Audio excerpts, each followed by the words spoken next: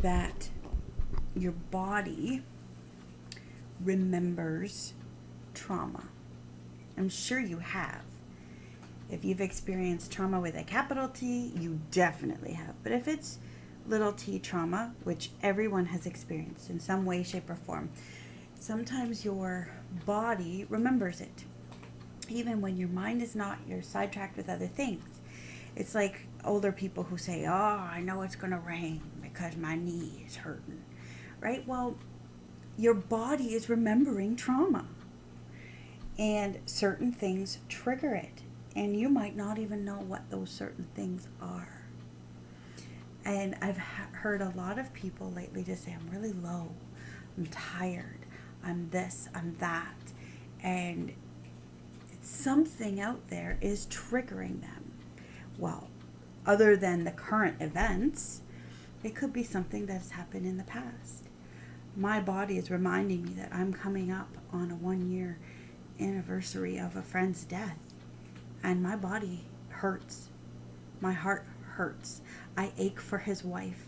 I know that her body hurts right now too, and her mind and heart. She's just holding it together by the skin of her teeth. And she's doing an amazing and remarkable job holding it together, for sure. But yes, our bodies hurt. Our bodies remember. You see, we're not meant to live in the past, but we are meant to learn from it. We're not meant to live in the future, but we are meant to prepare for it. And so today, during your present moment of time, if your body is telling you something, it's emoting, and you have an emotion coming to the floor, listen to it. It's just a messenger. It's not wrong. It is okay. It could even be hiding the true emotion. I know my emotion of anger likes to hide or speak for other emotions because anger gets listened to. Did you realize that?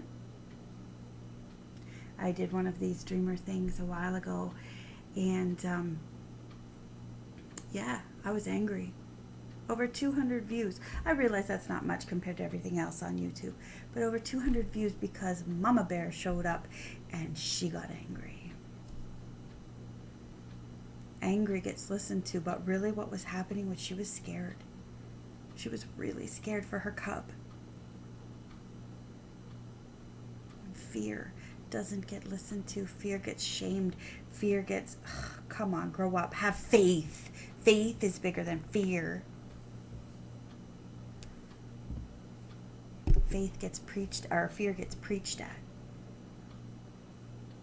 Anger gets reacted to, for sure. Not always the best reactions, but anger gets heard. So there might be something in you that is speaking. And one of the tricks I've learned, and I know my brother talks about, he says I Disneyfy everything. But actually personifying the emotion. So say your emotion is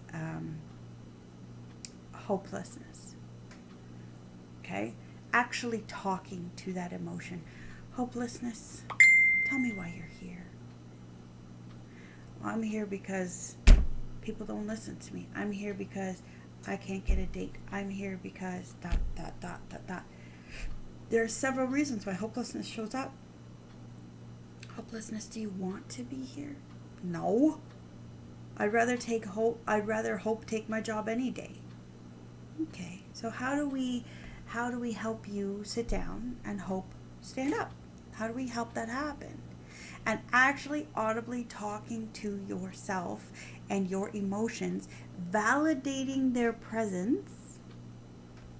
One of the things I've learned is that I know that I am not smart enough to have firm opinions and take part in debate because people don't validate my opinion. They go, "Oh, well, that's really great. Anyway, did you think of this?" And they carry on. And they don't validate where I might be coming from. And so I've learned that over the years, it is quite regular in every situation where I try to engage in a conversation where there's more than one side. It is always, oh, good, Marilyn, pat on head and see you later. But this is the way to think, and this is what you should be doing. You'll always find someone who will tell you what you want to hear, but I know best because, I've had churches do that to me. I've had individuals do that to me, family members do that to me, and it's just, that's our Marilyn. And then carry on doing whatever they want to do, even though there's been an expressed request made.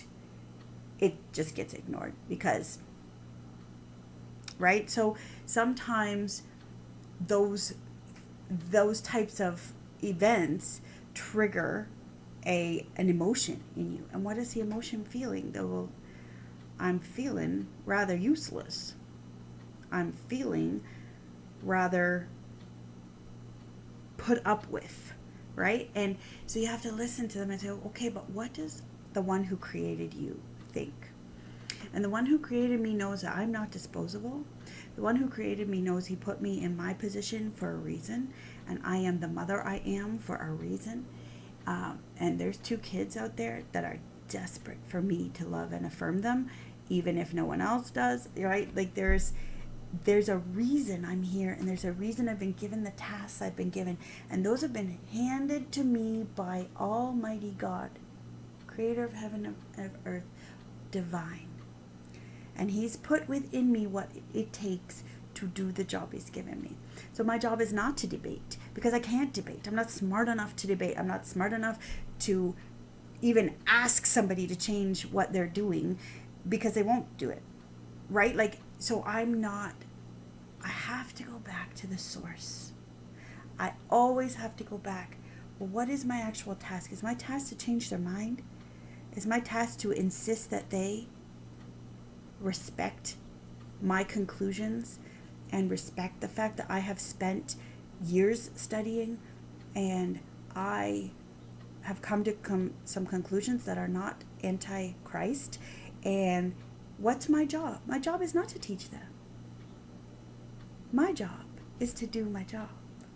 And so what is your job today? Your job is to listen to your emotions, validate them.